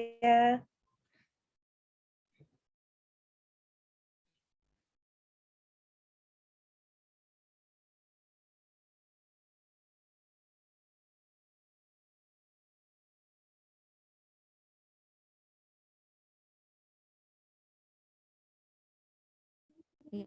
Terima kasih Dokter Nina atas jawabannya. Mudah-mudahan tidak galau lagi ya ibu-ibu nyusui di luar sana yang belum vaksin. Silakan vaksin di wilayah dekat rumahnya karena udah mudah syaratnya ya. Tinggal bawa KTP aja daftar atau lewat Jaki juga bisa. Tinggal dipilih lokasinya di mana, mau vaksin apa. Jangan lupa untuk bawa buku KIA-nya ya ibu-ibu. Eh, biar tahu juga recordnya seperti apa karena untuk ibu menyusui dan ibu hamil statusnya bisa kita lihat dari buku KIA tersebut. Nah, izin Mbak Aji nih yang nanya, antusiasnya heboh banget nih buat pertanyaan buat Mbak Aji banyak banget. Eee, di Takut dokter digabung-gabung bantuin. kali ya? Ada pertanyaan soal, ASI booster tadi dari Meli ya, nih fansnya Mbak Aji nih, tadi udah disebut ya, Ya dari Allah. Bandung. ASI booster tuh gimana di hari boleh dari pas hari pertama pasca melahirkan biar ngebantu kita ASI-nya keluar atau pas lagi serat aja? Terus ada juga pertanyaan soal relaktasi sama gimana cara ningkatin produksi ASI. Itu dulu kali Mbak Aji ya yang mau ditanyain. Silakan Mbak Aji. Ya dari ASI booster dulu ya. Jadi ASI booster itu ada 2 jenis nih Mbak Meli, Mbak Amel. Ada ASI booster yang chemical, yang kimia, itu harus banget resep dokter ya. Contohnya kayak domperidon. Dulu aku pakai domperidon tuh. Sama apa ya, satu lagi lupa deh namanya. Pokoknya ada yang kimiawi itu wajib resep dokter. Sama yang herbal. Nah, yang herbal ini banyak. Di setiap daerah tuh punya ada yang karena keyakinan, ada yang emang udah karena ada penelitiannya gitu. Ada yang menyebut jantung pisang, di daerah mana tuh jantung pisang. Terus nanti di tanah Batak tuh ada namanya daun bangun-bangun. Tapi setahu aku daun bangun-bangun udah ada penelitiannya. Kalau itu memang bisa bantu melancarkan ASI, bahkan meningkatkan produksi ASI. Kalau daun katuk udah ada penelitiannya lebih untuk melancarkan ASI, jadi bukan untuk meningkatkan produksi ASI. Kalau daun katuk untuk melancarkan ya, jadi kan ada 2 hormon pada menyusui ya, hormon prolaktin dan hormon oksitosin. Prolaktin untuk memproduksi ASI, hormon oksitosin adalah untuk melancarkan ASI, ngeluarin ASI-nya. Daun katuk bisa untuk boosting si hormon oksitosin. Nah, kalau secara herbal yang udah ada penelitiannya bisa untuk boosting produksi ASI adalah yang ada kandungan fenugreeknya. Fenugreek itu apa sih bahasa Indonesianya ya? Klabet, biji klabet. Nah, jadi kalau misalnya Mbak Amel nanti mau mengkonsumsi yang herbal, silakan. Biasanya itu nggak perlu pakai resep dokter tuh nggak apa-apa. Kalau misalnya, yang penting kamu baca boxnya karena tetap ada kontraindikasinya biasanya sih gitu. Cara minumnya ikutin aja cara minumnya seperti apa dan misalnya kalau yang kapsul berapa kali sehari, yang powder berapa kali sehari, itu terserah mau yang merek apa aja yang senyamannya kamu yang kamu suka. Dan idealnya kalau ada kandungan fenugreeknya hati-hati. Idealnya diminumnya itu kalau bisa setelah melahirkan aja. Misalnya sekarang kamu lahiran, habis itu mau langsung minum, nggak apa-apa. Soalnya ada pertanyaannya kadang, boleh nggak diminumnya pas lagi hamil, supaya ASInya lancar. Sebetulnya itu nggak akan ngefek, jujur aja. Nggak akan ngefek sama kelancaran ASI kalau diminumnya dari sebelum hamil, karena ASI itu masih tertekan oleh hormon kehamilan. Tapi ada juga beberapa yang mau tetap minum sebelum hamil, sebelum lahiran, tapi disaranin minumnya itu seminggu sebelum melahirkan. Karena fenugreek itu bisa merangsang kontraksi, masalahnya gitu. Jadi nanti kalau Mbak Amel udah ceprol, mau langsung minum ASI booster nggak apa-apa, nggak masalah. Nanti biasanya dari Objin juga dikasih. Objin itu biasanya ngasih yang chemical biasanya ya, tapi ada juga beberapa yang ngasih herbal tapi keluaran farmasi besar. Nah, nanti senyamannya kamu aja cocoknya yang mana. Tapi ASI booster itu nggak bisa bekerja maksimal kalau rangsangan utamanya nggak kamu lakukan. Yaitu apa? Ya aktivitas menyusuinya itu sendiri. Kadang ada pertanyaan gini, Mak, merek ASI booster apa ya? Biar ASINya mengalir dari Sabang sampai Merauke. Mana ada Bunda. Jadi ASI booster itu nggak akan bisa bekerja maksimal kalau ibu nggak menyusui ya, males pumping, malam-malam nggak mau bangun nyusuin anaknya, nggak mau begadang. Ibu-ibu, kalau kalian ngelihat di Instagram atau di sosmed manapun ASI seorang ibu sampai berfreezer-freezer, jangan kalian lihat freezernya, kalian harus tahu cerita di balik itu tuh. Udah luar biasa banget perjuangannya. Udah hampir pasti si ibu ini kurang tidur karena pasti tengah malam dia bangun nyusuin, habis nyusuin lanjut pumping, habis pumping tidur sebentar, nanti bangun nyusuin lagi, habis nyusuin pumping lagi, gitu aja terus hidupnya dia. Gitu. Jadi jangan lupakan rangsangan utamanya, susui bayinya. Oke? Itu yang paling penting. Baru nanti makan gizi seimbang dan boleh dibantu ASI booster. Nah, terus tadi pertanyaan yang kedua tentang meningkatkan produksi ASI ya. Aku belum bahas relaksasi nih, karena relaksasi itu panjang banget bahasannya. Kalau cara meningkatkan produksi ASI, cari tahu dulu penyebab turunnya produksi ASI itu apa. Biasanya kalau pada ibu pekerja, penyebab turunnya produksi ASI adalah karena penggunaan botol dot, mohon maaf ya. Apalagi sekarang ada iklan bilang botol dot ini harganya sekian juta, anti bingung puting, bohong ya. Semua botol dot itu risiko bingung puting sangat tinggi. Pakai botol ini harganya sekian juta juga, mirip puting ibu. Ibu yang mana? Nah, seorang ibu aja putil yang kiri sama yang kanan bisa lain, gitu loh. Ya, jadi jangan percaya lagi sama iklan-iklan kayak gitu karena semua botol dot berisiko bingung puting, ya. Hentikan dulu penggunaan botol dot karena botol dot itu mengganggu hisapan bayi. Dan bingung puting itu ada derajatnya. Ada bingung puting parsial, laten, dan total. Kalau bingung puting bingung puting total, bayi benar-benar nggak mau nenen. Yang bahaya adalah bingung puting parsial. Bayi masih mau nenen. Nenen lepas, nenen gitu. Ibu tuh ketipu, sebetulnya dia udah bukan nenen. Ya, ada perubahan dalam hisapan bayi. Nanti efeknya apa? Ibu bakal kaget. Kok bayi aku masih mau nenen, tapi kalau aku pumping, produksi ASI aku tiba-tiba turun ya. Patokannya adalah produksi ASI tiba-tiba turun.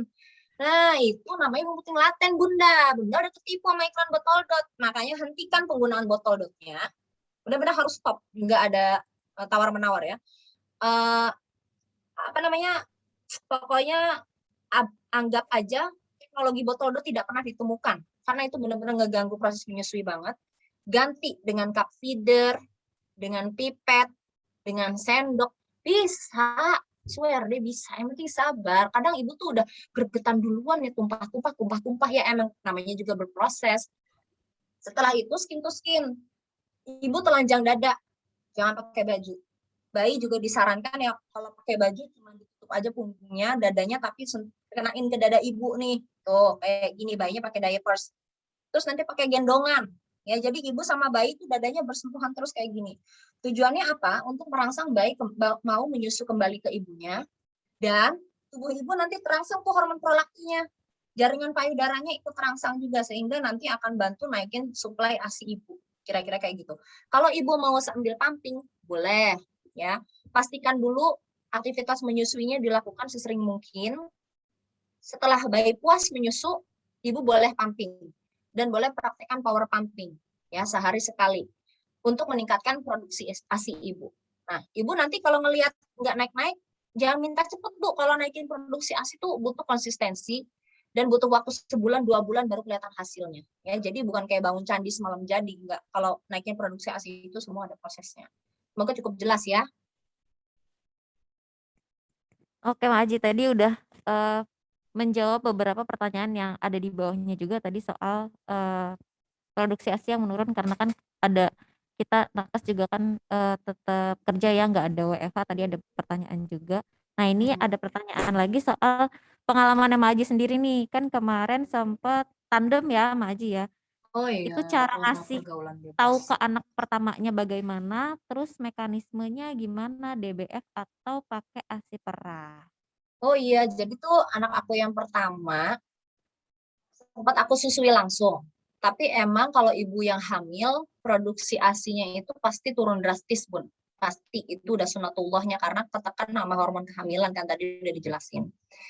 Nah, nanti pada saat bayinya nyusul langsung, jangan kaget kalau bayi tiba-tiba mencret. Biasanya nanti orang tua ngomong gini, ih kamu hamil, ASI kamu jelek. Tuh, anak kamu mencret kan jadinya, soalnya ASI kamu jelek. Nah, bukan jelek, Bunda. Ya, ASINya ibu yang hamil berubah jadi kolostrum lagi. Jadi ASI warna kuning lagi, ASI kolostrum yang bagus banget itu dalamnya. Problemnya adalah ASI yang mengandung kolostrum itu sifatnya apa tadi aku bilang? Laksatif. Ya. Laksatif itu apa sih bahasa Indonesianya? Bikin perut mules. Ya. Karena kolostrum itu dibutuhkan untuk membersihkan perut bayi yang baru lahir, makanya mekoniumnya keluar, hitamnya keluar. Nah, makanya ibu yang lagi hamil saat menyusui si kakak jadi mencret karena dia minum kolostrum. Kolostrum itu bikin perut bayi mulus. Nggak apa-apa, bukan ASINya jelek, bukan. Jadi lanjutkan aja menyusuinya dengan catatan ibu tidak ada kendala saat kehamilan. Nah, makanya ibu harus lapor sama dokter obgynnya, sama bidannya, sama yang menanganinya. Dok, saya lagi hamil nih, Bu Bidan. Boleh nggak saya menyusui? Kalau misalnya udah di screening sehat, nggak ada masalah, boleh disusui bayinya. Tapi kalau bayinya masih di bawah 6 bulan, ya harus diperhatikan tuh pertumbuhannya. Dan nanti dikonsultasikan lagi ke dokter, apakah perlu bantuan ASI donor atau bahkan pengganti ASI. Itu harus dengan rekomendasi dokter. Tapi kalau misalnya bayinya udah di atas 6 bulan, bisa dibantu dicukupi dari MPASI-nya. Sambil disusui, sambil dipastikan MPASI-nya cukup. Nah, kalau saya waktu itu kebetulan punya cadangan ASI perah. Jadi bayi saya waktu saya pendarahan, sehingga harus terpisah sama bayi sampai 1 bulan saya di rumah sakit, bayi saya di rumah. Akhirnya si bayi itu minum ASI perah, ASI beku yang udah saya stok sebelumnya. Begitu, dan alhamdulillah si ASI bekunya itu punya cukup sampai saya lahiran. Jadi begitu saya melahirkan, si kakaknya udah winning dari saya, udah nggak mau nenek lagi, tapi dia masih minta ASI. Jadi begitu si adiknya lahir, saya perah ASI untuk kakaknya, adiknya nyusul langsung sampai kakaknya 2 tahun kayak gitu. Jadi konsultasi ya Bunda ke dokternya, boleh nggak menyusui, minta diawasi nih supaya kesuksesan menyusuinya terjaga walaupun sedang hamil, dan jangan lupa cukupin nutrisinya, makanan bergizi dan lain-lain. Oke? Oke. Ini mohon maaf ya ibu-ibu, saya kasih pertanyaan satu lagi ya. Karena ini sebenarnya banyak banget pertanyaan, cuma saya mau tanyain satu lagi ya untuk ibu bekerja. Terus kebetulan juga ada dokter juga nih yang tanya kalau pumping pas di sela-sela kerja itu mesti mandi dulu atau gimana nih, Mak? Kan kita Oh ya lagi tadi, pelayanan nih, habis pelayanan terus kita mau pumping, itu baiknya mandi dulu atau gimana? ini kan prosedur menyusui pandemi udah di-share sama dokter Nina nih ya. Kalau kita lihat di ini sih, mana sih ya? Oh nih, final booklet. Kelihatan nggak sih? Kayaknya nggak kelihatan ya. Ada nggak ya di final booklet ini? Cuma waktu itu dokter Utami Rusli pernah bahas juga. Bentar.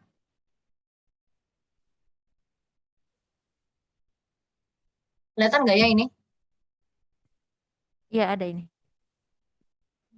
Caranya.